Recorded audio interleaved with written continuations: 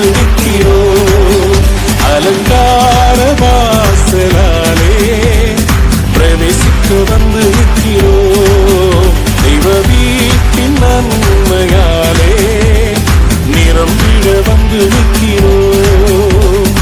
ஆராதிக்க வந்தோம், அன்பு கூட வந்தோம், யெகோவா தேவனையே துதித்திட வந்தோம், தொழுதிட வந்தோம், தூயவர் இயேசுவையே. Come on everybody, கைகளை தட்டி ஆராதிக்க வந்தோம், அன்பு கூட வந்தோம், யெகோவா தேவனையே. Yes, amen. துதித்திட வந்தோம், தொழுதிட வந்தோம், தூயவர் இயேசுவையே. Come on, கைகளை தட்டி சேர்ந்து பாட போகிறோம், ஆண்டவரை ஆராதிக்க போகிறோம். Everybody put your hands together for Jesus. கர்த்தருடைய ஆலயத்துக்கு போவோம் வாருங்கள் என்று சொன்னபோது நான் மகிழ்ச்சியாக இருந்தேன் என்று பக்தன் சொல்லுகிறார். நாமும் ஆண்டவரை மகிழ்ச்சியோடு ஆராதிக்கலாம், வாருங்கள். Yes, amen. ஆலயம் செல்லுவதே அது மகிழ்ச்சியை தந்திடுதே. ஆலயம் செல்லுவதே அது மகிழ்ச்சியை தந்திடுதே. என் சபையுடனே உம்மை துதித்திடவே கிருபையும் கிடைத்திட்டதே.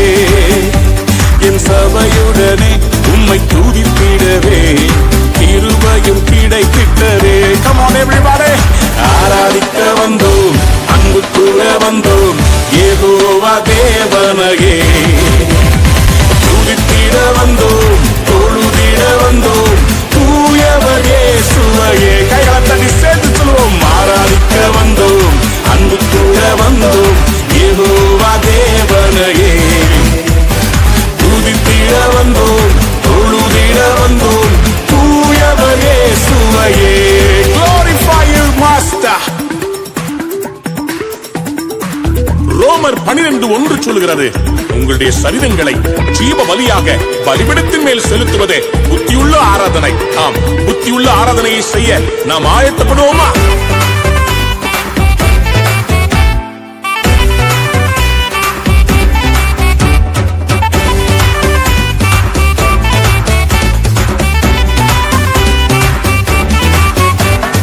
பலிகளை செலுத்திடவே, ஜீவ பலியாக மாறிடவே, பலிகளை செலுத்திடவே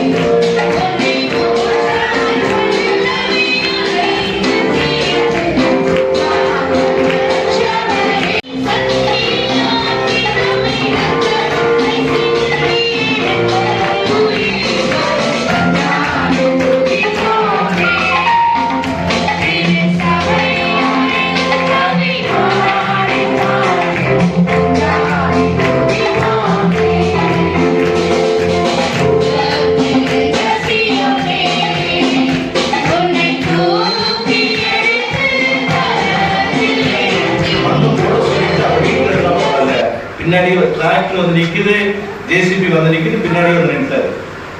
சரிங்களா ஐயா, இவ்வளவு தூரம் முடிச்சிட்டேன், இந்த காம்பவுண்ட் இப்படி இருந்த என்னையா பண்றது அப்படின்னு. பாஸ்டர் ஒண்ணு இல்லை, கொஞ்சம் சுண்ணாம்பு தடவிடுங்களா, கொஞ்சம் கதறாகட்டும் அப்படின்னாரு. ஐயா தான் சொன்னாரு, செலவுகள் ஆகி போச்சுது. ஐயா சொல்லிதான் அந்த காம்பவுண்ட் இருந்துச்சு, கதை தீட்ட முடியுது. நான் எதற்கு சொல்லுறேன் என்றால், ஒரு ஸ்டெப் எடுத்து வச்சா அவர்களையும் அந்த ஊழியத்தையும் 7 ஸ்டெப் முன்னாடி கூட்டிட்டு வருவதிலே அவர்கள் கடவுளுக்கு உண்மையாகவே கடவுள் கொடுத்த பரிசுகள். எத்தனை ஊழியர்களுடைய வாழ்க்கையில் அதை உணர்ந்திருக்கிறவர்கள் இல்லையோ, தனிப்பட்ட வாழ்க்கையிலும் ஊழியத்திலும் பயணத்திலும் என்னோடு கூட பயணித்தவர்கள் இல்லையா. குறிப்பாக நான் முக்கியமாக சொல்ல வேண்டும் என்றால், எனக்கு அதே உடன்பரப்புகள் உறவுகள் நட்புகள் எல்லாம் இருந்தாலும், என் மனைவி மருத்துவமனையிலே அறுவை தியேட்டர்ல இருக்கிற பொழுது காலை 10:30 மணிக்கு தேட்டர்ல ராத்திரி 10:30 மணி வரைக்கும் வெளியில வருகிற வரைக்கும் அவருடைய அந்த துடிப்பு, அவருடைய ஜெபங்கள், அவர்கள் என்னோடு கூட அந்த பயணித்த அந்த அனுபவம் இருக்கு பாருங்க, வேற யாருக்கு என்ன செய்யறதுல இருக்கிறது. ஆகவே அப்படிப்பட்ட ஒரு ஊழியரை, அப்படிப்பட்ட ஒரு பணிவிடையாளரை, அப்படிப்பட்ட ஒரு தேவதாசனை இந்த வேலூர் ஏரியா பெற்றிருக்கிறது. அதற்காக நான் உள்ளபடியே மகிழ்கிறேன். ஆகவே அவர்களை நம்முடைய சபையினுடைய மூப்பரையாளர்கள் முன்பாக இல்லையா, சரி பரவாயில்ல, காசோலம் அவர்கள் முன்பாக அழைக்கிறேன் பாருங்க.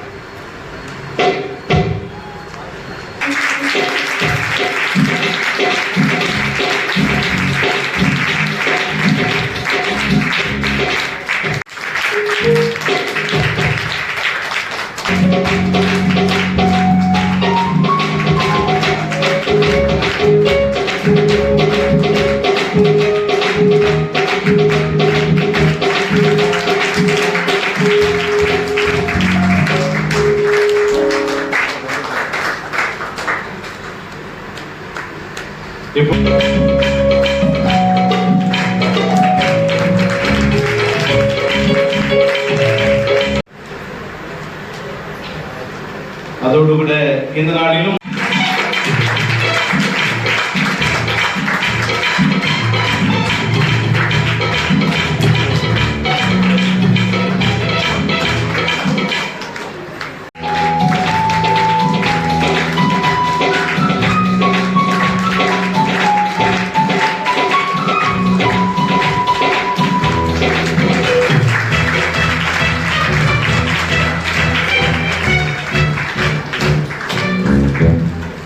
எங்க பாருங்க.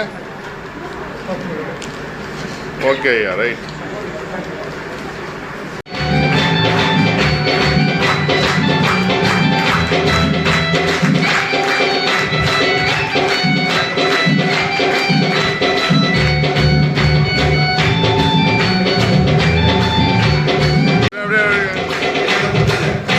Okay, right.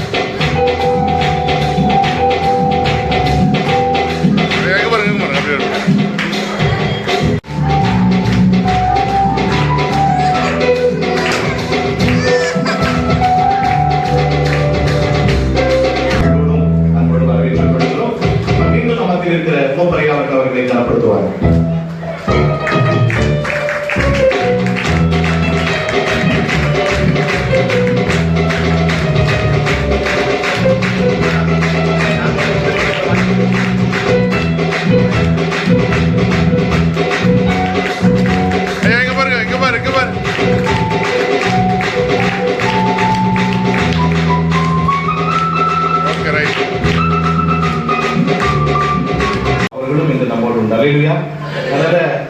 அழைத்த குரலுக்கு ஓடோடி வந்த எல்லா அன்பின் உள்ளங்களுக்கும் ஒருமுறை கூட நான் அன்போடு கூட வாழ்த்து சொல்கிறேன்.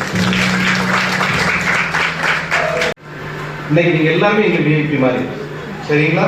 அதனால உங்களுடைய வருகையை மீண்டும் மகிழ்ந்து, உங்களுடைய வருகை எனக்கு வசந்தம் தந்தது. உங்கள் வருகை எனக்கு வசந்தம் தந்தது.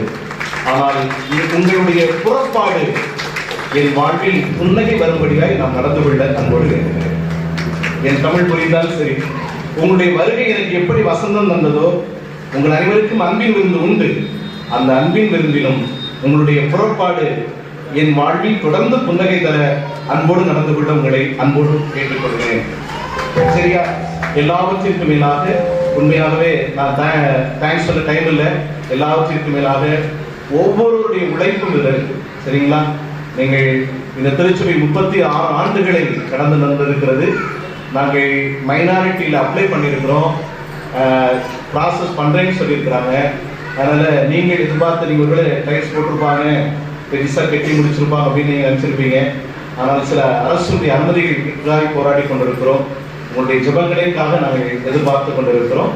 அறிவிப்பாய் சொல்வதற்கு பாடல் தாளிலே சிலவைகளை நாங்கள் நினைச்சுக்கிறோம். படத்தை போட்டு எங்கள் தேவைகளையும் எங்கள் முகவரியையும் எங்கள் வங்கி கணக்கையும் நாங்கள் என்ன செய்திருக்கிறோம், சிரமத்தின் இல்லாமல் பதிவு செய்திருக்கிறோம். ஆகவே இதற்காக நன்றி செலுத்துகிறேன். கடவுள் நம்மை ஆசீர்வதிக்கட்டும். வழக்கம் போல 1ஆம் தேதி காலை கொடியேற்றத்துடனும் சிறுவர் ஞாயிறும் ஆசரிக்கப்படும். உங்கள் அனைவருக்கும் மீண்டும் ஒருமுறை கூட நன்றி சொல்கிறேன். உழைத்த ஒவ்வொரு உள்ளங்களுக்கும், நின்று செய்த செப்பனிட்ட எல்லா உள்ளங்களுக்கும் நன்றி. நீங்க எல்லாம் கொஞ்சம் ரிலாக்ஸா போகணும் அப்படின்றதுக்காகவே பல ஆயிரங்களை செலவு செய்திருக்கிறேன். பக்கத்துல பெரிய பள்ளங்கள், பல மேடுகள், அவைகளை சரி செய்து உங்களுக்கான ஆயத்தங்களை செய்திருக்கிறோம். குறைகள் இருக்கும், நிச்சயமாக இருக்கும். அந்த குறைகளை மட்டும் என்னிடம் சொல்லுங்கள். நிறைவுகளை மக்களுக்கும் கடவுளுக்கும் சொல்லி நன்றி சொல்ல உங்களை மீண்டும் கனவுப்பி அன்போடு கூட வளைத்துக் கொள்கிறேன். இப்பொழுது கூட ரூஷா அவர்களும் இந்த விழாவிற்கு கடந்து இருக்கிறார்கள். அவர்களையும் அன்போடு கூட வரவேற்றுக் கொள்கிறேன். இறை ஆசியுடைய பயணங்களில் தொடர்ந்து நம்மோடு கூட பயணிக்க ஆண்டவர் கிருபை செய்வாராக. சமயங்களை கருதி இப்பொழுது நமக்கு இருக்கிற போதகர்கள் நம்மை இறுதி ஆராதனைகளை நடத்துவதற்கு முன்பு அர்ப்பணிப்போடு ஊழியம் செய்யும்போது சபை கொஞ்சம் பேர் இருந்தால் கூட இணைஞ்சிருந்ததுனால எவ்வளோ கஷ்டமாக இருந்தாங்க. நெசப்பாக்கல் சபையில் அவரை ஒரு மெசஞ்சர் மாதிரி காசு மெசஞ்சர் நான் கடைசியாக விஜய் நான் வந்து பண்ணேன். ஒரு சின்ன குடிசை ஐயா தான் அங்கே போய் நெசப்பாக்கத்து சபையார் கட்ட வாங்கினது அந்த ஒரு அறையா ஆலயத்தை கட்டி கொடுத்தாங்க. அதை போய் நாங்கள் உட்கார்ந்து அங்கே ஊழியம் செய்து அது பெரிய ஆலயமாக கட்டி அது கூட உங்களுடைய சபை போதகர் இருக்கிற எல்லா கட்சிகளுக்கும் கர்த்தர் துணையை பார்த்து சொல்லுகிறேன். ஜபத்தை தாங்குவோம். எல்லாவற்றையும்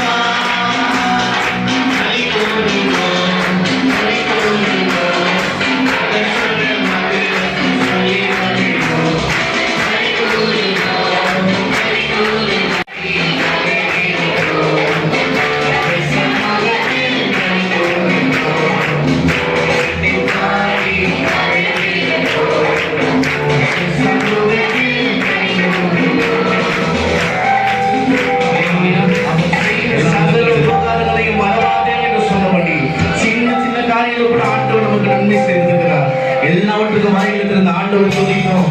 இந்த ஆலயத்தில் ஆண்டவர் கடந்த 36 வருடமாய் கர்த்தர் நன்மையாய் நடத்திருக்கிறார். தோறும் துதிக்கிறோம். இந்த மாலை வேளையிலே ஒரு பிரசன்னத்தினாலே நிரப்புங்க என்று சொல்லி கேட்போம். ஆண்டவரே, எங்களை நோக்கி பார்க்கிறோம். ஆண்டவரை நோக்கி பார்க்கிற முகங்கள் பிரகாசம் அடைந்தது போல ஆண்டவரை நோக்கி பார்க்கிற ஒவ்வொரு மீண்டும் ஒரு பிரசன்னத்தினால் நிரப்புவீராக. கர்த்தர் செய்த நன்மைகளை ஒரு நாளும்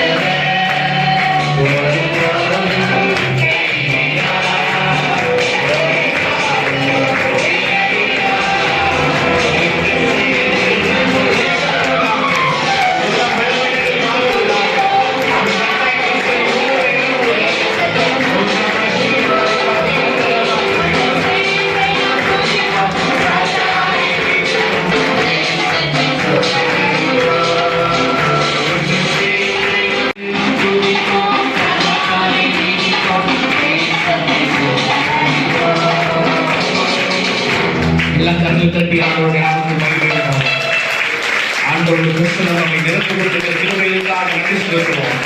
ஆண்டவரே உமக்கு நன்றி செலுத்துகிறோம் சுவாமி. உமக்கு நன்றி ஆண்டவரே. மகிமையினால் என்னை நிரப்பினீரே உமக்கு நன்றி ஆண்டவரே. நீங்க வந்தது நாங்க நல்லது என்று காணிக்கை பாராட்டுங்க சுவாமி. நாங்கள் இருப்பதும் நிர்மூலமாக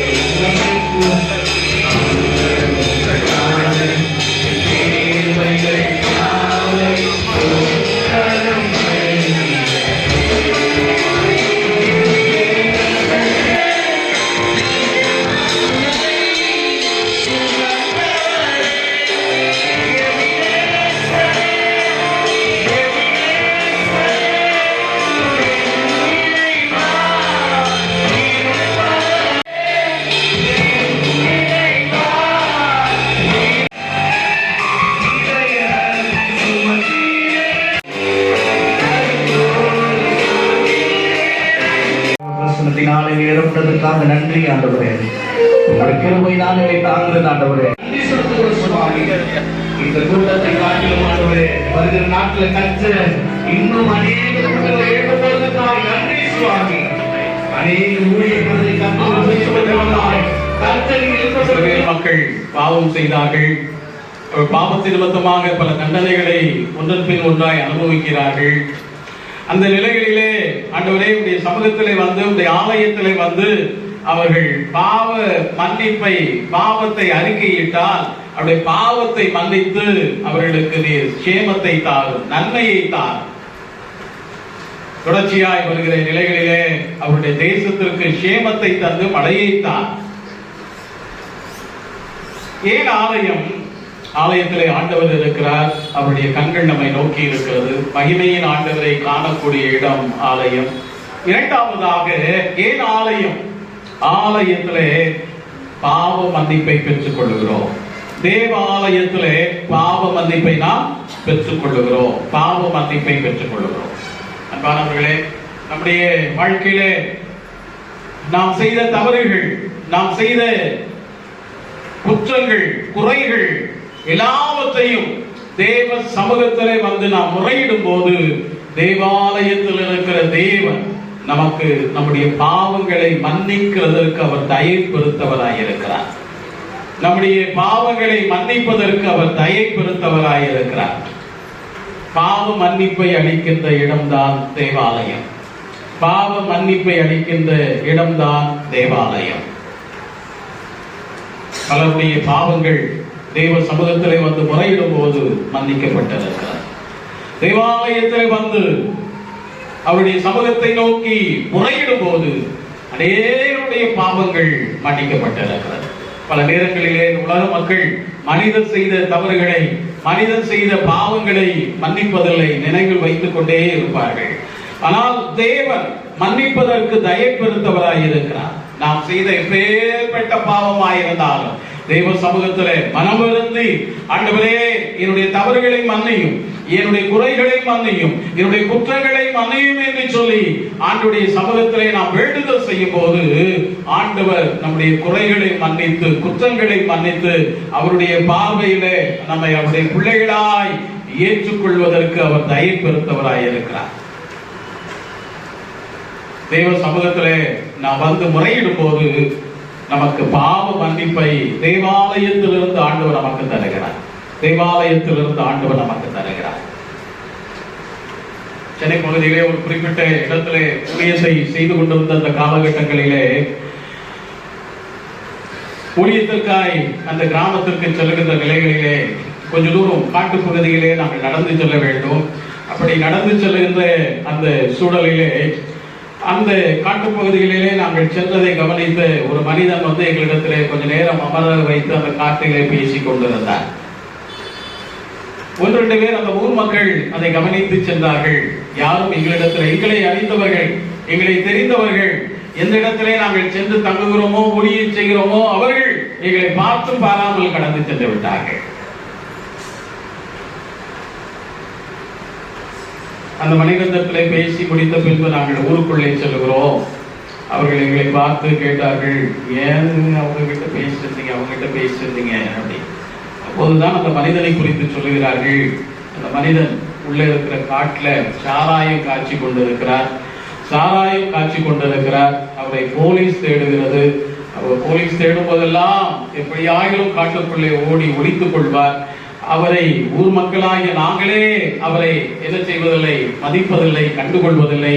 அவரிடத்திலே பேசினாலே எங்களுக்கு பிரச்சனை, எனவே நாங்களே ஒதுங்கி வந்து விடுகிறோம். அவர் மோசமானவன், உங்களை ஏதாயிலும் செய்து விடுவான், இனி அவரிடத்திலே பேசாதீர்கள். ஊர் மக்கள் எங்களுக்கு கொடுத்த ஆலோசனை இது. நாங்கள் திரும்ப சென்று விட்டோம். அடுத்த வாரம் சனிக்கிழமை வருகிறோம். அந்த மனிதன் எங்களுக்கு முன்பதாகவே காத்துக் கொண்டிருக்கிறார். வாருங்கள் பேசலாம் என்று சொல்லி அழைக்கிறார். ஊர் மக்கள் சொன்ன ஆலோசனைக்கு கீழ்ப்படிவதா அல்லது அந்த மனிதன் எங்களை அழைக்கின்றானே அந்த சத்தத்திற்கு கீழ்ப்படிவதா என்ற அச்சத்தோடு அவரிடத்திலே சென்று அமர்ந்து பேசிக் கொண்டு வந்தோம். அப்போது அந்த மனிதன் தெளிவாய் சொன்னான், நான் செய்வது தவறுதான். பல குடும்பங்களை நான் சீரழித்துக் கொண்டிருக்கிறேன். சாராயத்தை காட்சி பல நிலைகளிலே பலருடைய வாழ்வை நான் நாசமாக்கி கொண்டிருக்கிறேன். நான் செய்வது தவறு என்று சொல்லி தெரிகிறது. ஆனால் எனக்கு தெரிந்த தொழில் இது மட்டும்தான், வேறு எனக்கு தெரியாது. காவல்துறை என்னை தேடிக் கொண்டிருக்கிறது. நான் தேடப்படுகிற ஒரு குற்றவாளி. கடைசியில் சொன்னான், எனக்கு உங்க இயேசுநாதர் மன்னிப்பை தருவாரா? தேவனுடைய குடும்பத்தை சீரழித்தவன், சாராயத்தை காட்சி அநேகருடைய வாழ்க்கையில கெட்ட பழக்கத்தை ஏற்படுத்தியவன், பலரை கொலை செய்தும் இருக்கின்றேன், பலரை பல நிலைகளிலே துன்பப்படுத்தி இருக்கிறேன். எனக்கு மீட்புண்டா? உங்க இயேசப்பா எனக்கு பாவ மன்னிப்பு தருவாரா? நான் அறிந்த நிலைகளிலே நான் சொன்னேன், நிச்சயமாய் நீ உண்மையாய் மனம் திரும்பி ஆண்டவரை நம்புகின்ற பட்சத்திலே நிச்சயமாய் உனக்கு மன்னிப்பு உண்டு. ஆனால் உண்மையான மனம் திரும்புதல் தேவை. மனம் திரும்புதலுக்கு பின்பு வருகிற தண்டனையும் பெற்றுக்கொள்ள நீர் ஆயத்தமாய் இருக்க வேண்டும். உண்மையான மனமாற்றத்தை அவருடைய வாழ்க்கையிலே நாங்கள் பார்த்தோம். அடுத்த வாரம் ஞாயிற்றுக்கிழமை திருச்சபைக்கு வர சொன்னோம். அந்த மனிதன் திருச்சபைக்கு வந்ததினாலே மற்றவர்கள் எல்லாம் எழுந்து போய்விட்டார்கள். ஒரு பாவி மனம் திரும்பி வருகின்ற நிலைகளிலே மற்றவர்கள் வெளியே எடுத்து சென்று விட்டார்கள். கடைசியிலே அந்த ஒரு மனிதனுக்காக ஆராதனை நடத்தி அவனுக்குரிய சத்தியத்தை சொன்னோம். ஒரு முழு மனமாற்றத்தை அவனிடத்திலே பார்த்தோம். ஆராதனை முடிவதற்குள்ளாய் போலீஸ் தேடி வந்துவிட்டது. அவனை கைது செய்தார்கள். அவனுக்கு ஆலோசனை சொல்லி அனுப்பினோம். நான் எல்லாவற்றையும் விட்டு விடுகிறேன், மனமாற்றத்துக்குள் வருகிறேன், இயேசப்பாவை ஏற்றுக்கொள்கிறேன் என்ற நிலைகளிலே சொன்னான். அதற்கு பின்பு சில முயற்சிகள், கல்லூரியின் சார்பாக சில முயற்சிகளை செய்து அதன் பின்பு அவருக்காக சில உதவிகளை செய்து நல்ல மனமாற்றத்தோடு கூட சிறையில் இருந்து அவர் வெளியே வந்தார். தொடர்ச்சியான சிறைச்சாலை ஊழியர்கள் அவருக்கு கொடுக்கப்பட்டது, செய்யப்பட்டது. கடைசியிலே நல்ல மனமாற்றத்தோடு கூட அவர்கள் வெளியே வந்தார். அந்த மனமாற்றம் அந்த கிராமத்திலே ஒரு பெரிய எழுப்புதலை தந்தது. அந்த மனமாற்றம் அந்த கிராமத்திலே ஒரு பெரிய மாற்றத்தை தந்தது. இயேசுநாதருடைய ரத்தம் சகல பாவங்களையும் நீக்கி சாபங்களையும் நீக்கி நம்மை சுத்திகரிக்கிறது. அதுதான் வேதம் நமக்கு தருகிற ஆலோசனை, சத்தியம். உலக மக்கள் நம்முடைய தவறுகளை மன்னிக்காமல் போகலாம். உலக மக்கள் உறவுகள் நம்முடைய பாவங்களை மன்னிக்காமல் போகலாம். அவைகளை சொல்லி சொல்லி நம்மை குற்றப்படுத்தலாம், நம்மை ஒரு தலைமுறிவை நமக்கு ஏற்படுத்தலாம். ஆனால் இயேசுநாதருடைய நிலைமை அப்படி அல்ல. நாம் மனமாறி நம்மை ஆண்டவருடைய சமூகத்திலே நம்மை அர்ப்பணம் செய்யும் போது ஆண்டவராகிய கர்த்தர் நமக்கு பாவ மன்னிப்பை தந்து ஒரு புது மனிதனாக இந்த உலகத்திலே நம்மை ஆண்டவர் ஒரு வாழ வைக்கிறார். புது படைப்பாக நம்மை மாற்றுகிறார். தேவாலயம் பாவ மன்னிப்பை தருகிற இடம். அன்புக்குரியவர்களே, எப்போதெல்லாம் நீங்கள் தேவாலயத்திற்குள் வருகிறீர்களோ அப்போதெல்லாம் கடவுளுடைய சன்னிதானத்திலே முழங்காலிட்டு உங்களுக்கும் தெய்வத்திற்கும் இடையே, ஆண்டவரே, நான் அறிந்தோ அறியாமலோ இந்த தவறை செய்து விட்டேன், நான் தெரிந்தோ தெரியாமலோ இந்த குற்றத்தில் இணைந்திருக்கிறேன், ஈடுபட்டு விட்டேன், என்னை மன்னியும், இனி அந்த குற்றத்தை நான் செய்யவில்லை, என்னை நீ மன்னித்து உமது மகனாக உமது மகளாக ஏற்றுக்கொள்ளும் என்று சொல்லும்போது ஆண்டவர் அவருடைய பிள்ளைகளாக ஏற்றுக்கொண்டு அவருடைய பிள்ளைகளாக பாவிக்கிறதற்கு ஆண்டவர் தயப்படுத்தவராய் இருக்கிறார். தேவாலயம் மகிமையின் ஆண்டவரை காணக்கூடிய இடம். தேவாலயம் பாவ மன்னிப்பை அளிக்கின்ற இடம். சங்கீதம் 122 முதல் வசனம். 122:1. கர்த்தருடைய ஆலயத்திற்கு போவோம் வாருங்கள் என்று எனக்கு அவர்கள் சொன்னபோது மகிழ்ச்சியாக இருந்தேன். கர்த்தருடைய ஆலயத்திற்கு போவோம் வாருங்கள் என்று சொன்னபோது நான் மகிழ்ச்சியாயிருந்தேன். கர்த்தருடைய ஆலயத்திற்கு போவோம் வாருங்கள் என்று சொன்னபோது நான் மகிழ்ச்சியாயிருந்தேன். மகிழ்ச்சியை கொடுக்கக்கூடிய இடம். மகிழ்ச்சியை கொடுக்கக்கூடிய இடம். மகிமையின் ஆண்டவரை தரிசிக்கக்கூடிய இடம். பாவ மன்னிப்பை பெற்றுக்கொள்ளக்கூடிய இடம். மகிழ்வை தரக்கூடிய இடம். மகிழ்வை தரக்கூடிய இடம். தேவாலயம் தான் நமக்கு மகிழ்ச்சி. எனவேதான் தாவீது சொல்கிறார், 1000 நாளை பார்க்கிலும் உமது பிரகாரங்களில் செல்லும் ஒரே நாள் நல்லது. ஆகாமிய கூடாரங்களில் வாசமாயிருப்பதை பார்க்கிறோம், தேவனுடைய பிரகாரங்களில் தரித்திருப்பதையே நான் தெரிந்து கொள்வேன், நாடுவேன் என்று சொல்லி அவர் சொல்லுகிறதை நாம் பார்க்கிறோம். அரண்மனை வாழ்வு தாவீதுக்கு சந்தோஷத்தை தரவில்லை. தேவாலயம் தான் அவருடைய வாழ்க்கையிலே அவருக்கு மகிழ்ச்சியை தந்ததாக அவர் அறிக்கையிடுகிறார்.